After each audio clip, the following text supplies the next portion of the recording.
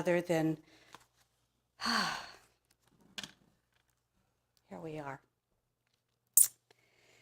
When my youngest of 3 children were old enough for preschool, I went back to college.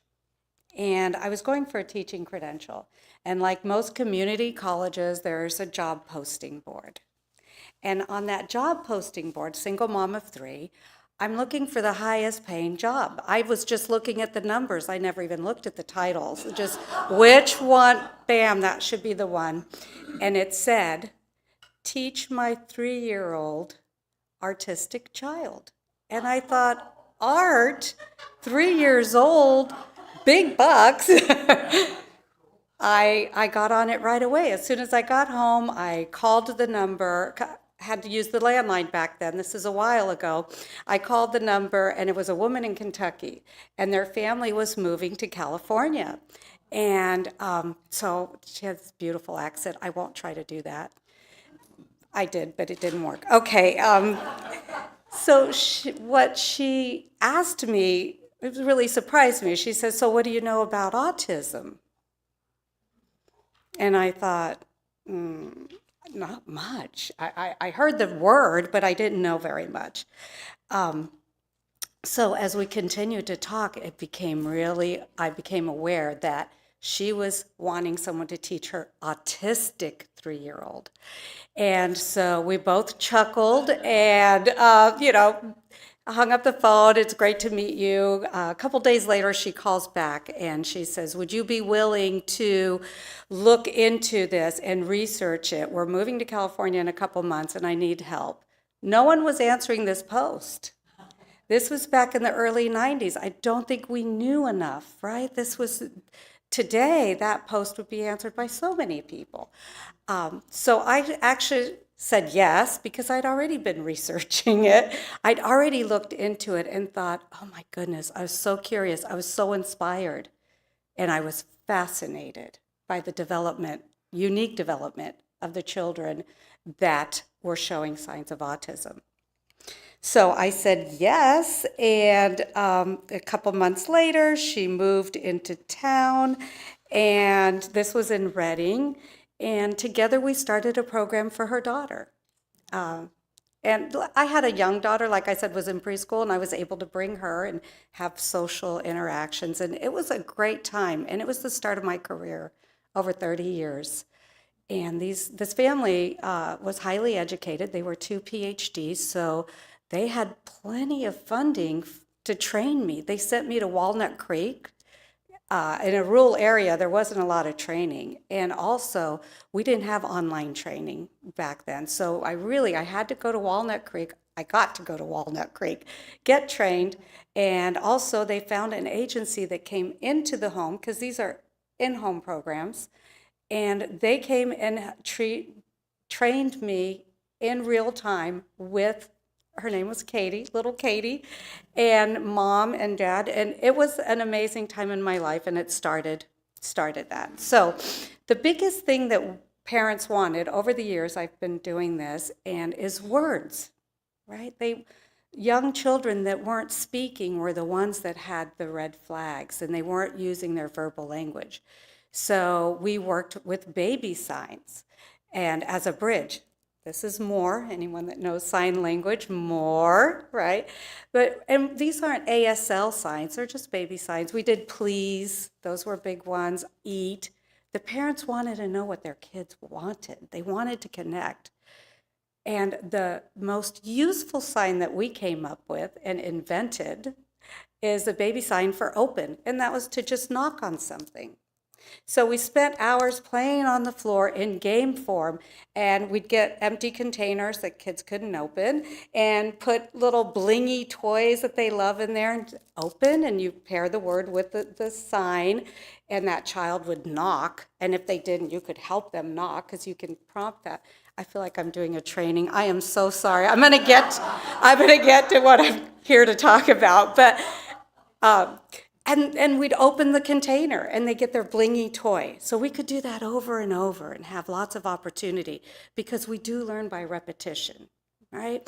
So we would do that, and then, when I'd leave, the families would continue that on the refrigerator open or the sliding glass door to go outside.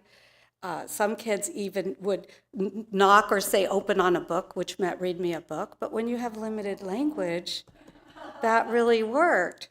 So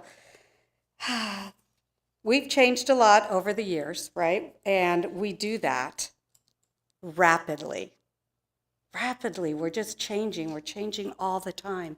And the families and the children and everything changed rapidly. But the one thing that did not change, that has always stayed the same over all those decades, and I believe still today, I'm not in that field anymore, but is that words.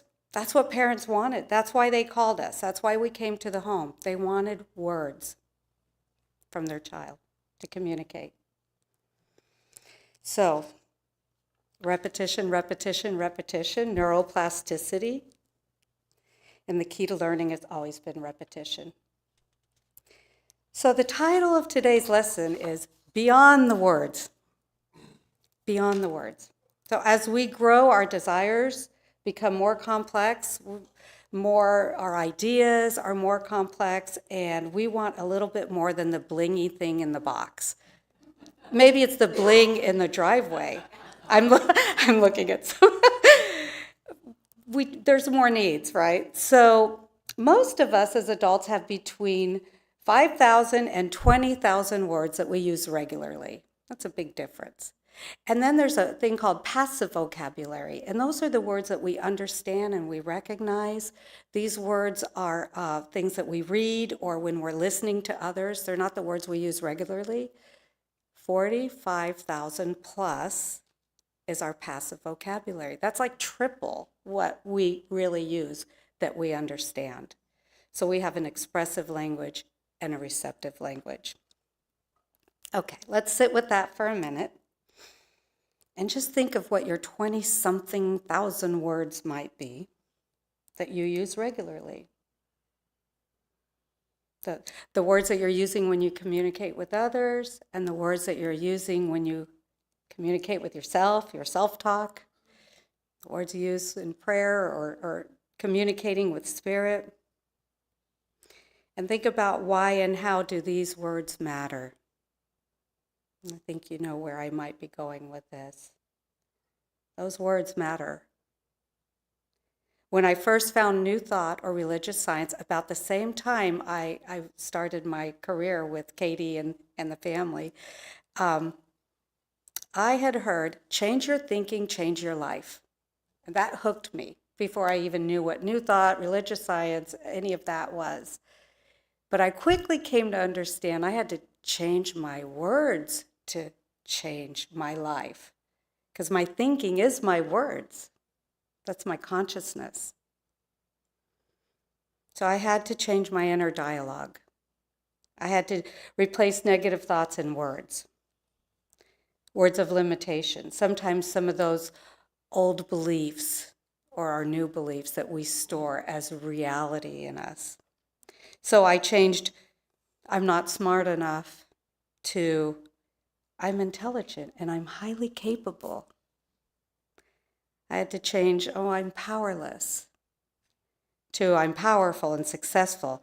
I had to change, I don't have enough money, to I am wealthy and abundant. And the big one was I had to change, I'm way too sensitive. I heard that a lot. I changed it to I'm empathic and I'm compassionate.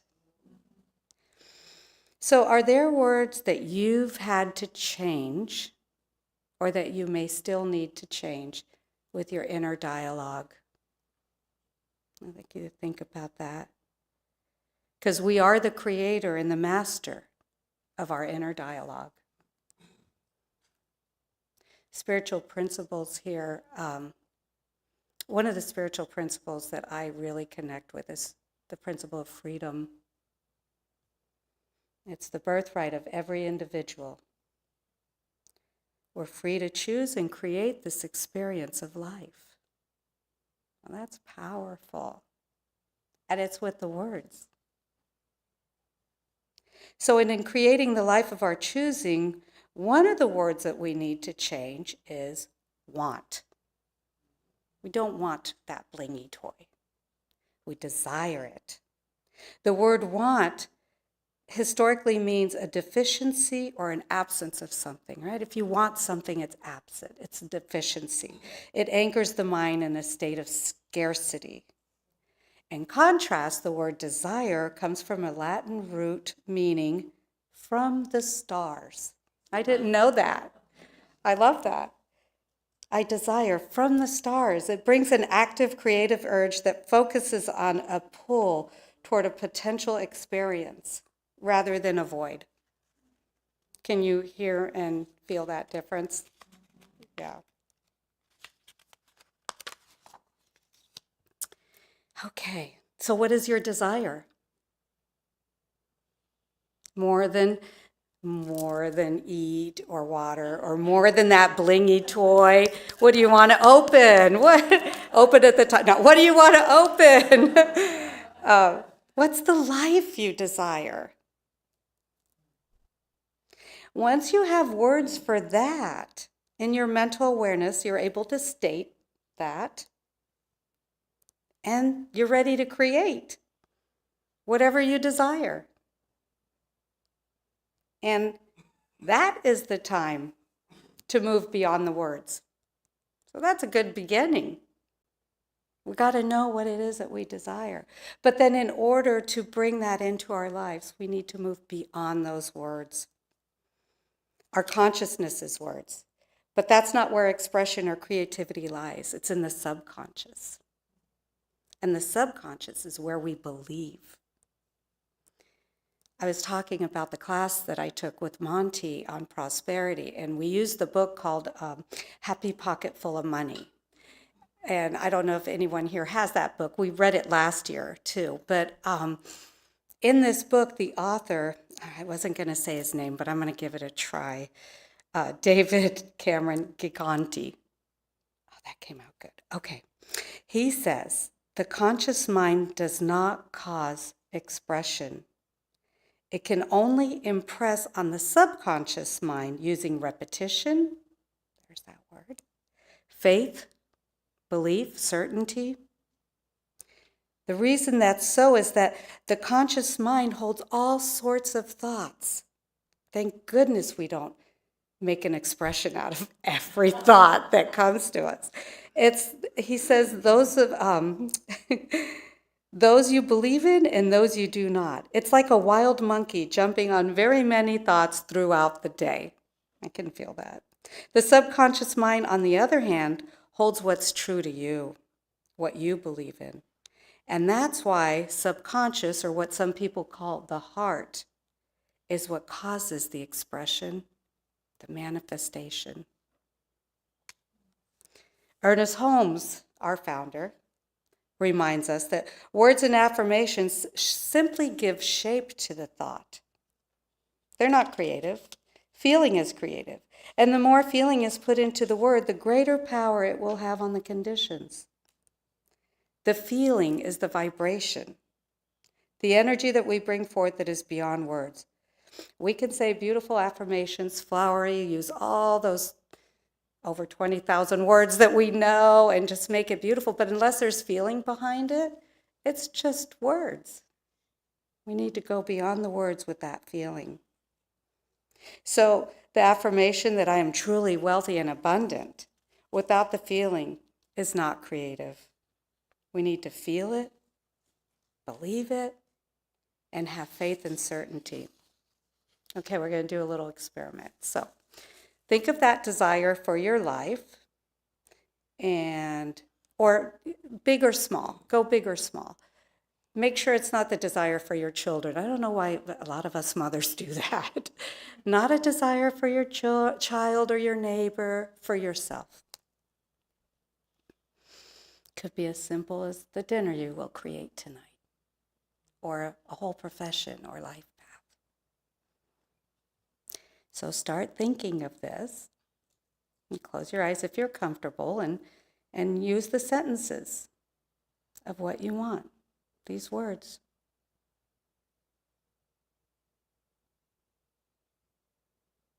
Okay, And sometimes the hardest part is just finding that, like, what do I want? But I think we can go there. Now, feel it. Get rid of the words. Feel in your heart your desire. Imagine it. Imagine it just as you desire. Go big.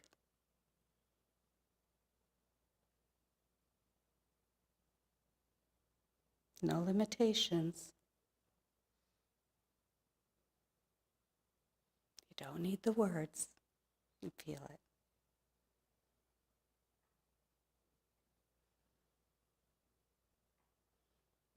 Okay, I have to say, most of you are smiling.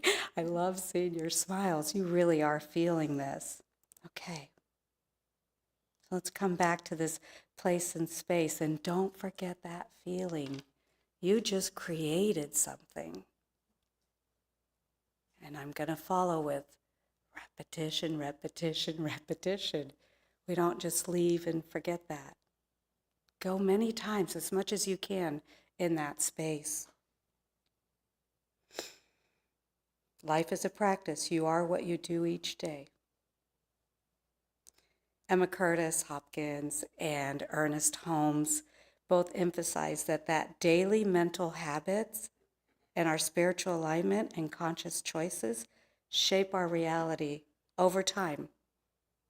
Not a single one-time effort. So, and with that repetition, we're also clearing out all those words that maybe we just don't need about ourselves, the words of lack and limitation. It just happens on its own. They are replaced with the words of affirmation that we want. Okay, so remember the 45,000 plus words that is called our passive vocabulary. Not words we use, but the ones that we receive. So if someone's talking to you or you're reading a book, we've got a pretty big vocabulary there. Those are our receptive words. It's what we receive. So in order to receive that, we must quiet our minds. Reading a book, we quiet our minds. Listening to someone, if we're really listening, we're quieting our minds. We're not thinking of our 20,000 words that we can't wait to use as soon as they're done. We're quieting, we're receiving. And that, with the mind, is where we truly, truly hear. That is beyond the words. And much of what we are receiving is energy, vibration, feeling. Sometimes it's not words, right? Music. Oh my goodness. I just got goosebumps. Music, we hear that. We take that in. We're receptive. The ocean, the wind, we can feel. Vibration, energy, feelings can move us to tears. The sound of awe when a group of people are together and their team gets that point, it's a sound, it's a feeling, it's an energy.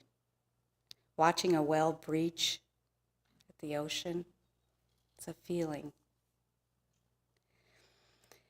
And I just want to say, if anyone here has had a visitation from someone that's passed away,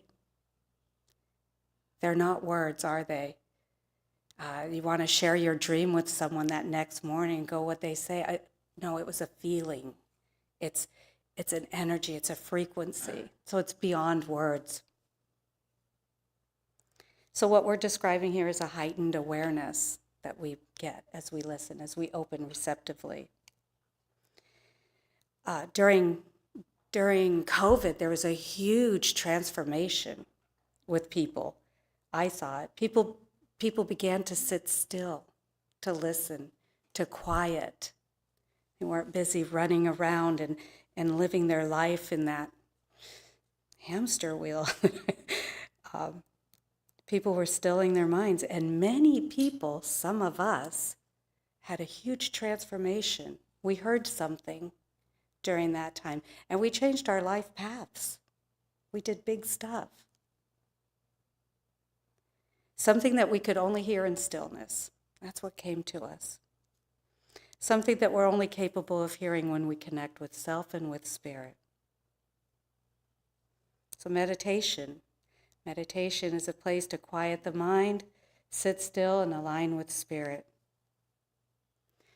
One of my favorite poets and philosophers is Mark Nepo, if you're familiar with him.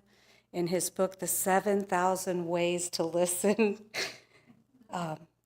he says, receiving involves absorbing, inhaling, and accepting the life that flows through us, between us and around us. These are the deeper forms of listening. So this is not a new concept. I think we know, we've heard this, but we need that repetition. We need to hear it and feel it again and be in it. So my question is, why did we show up here today? Is it something beyond words?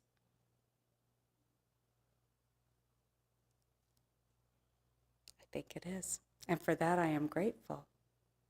I am grateful that you're all here. Namaste.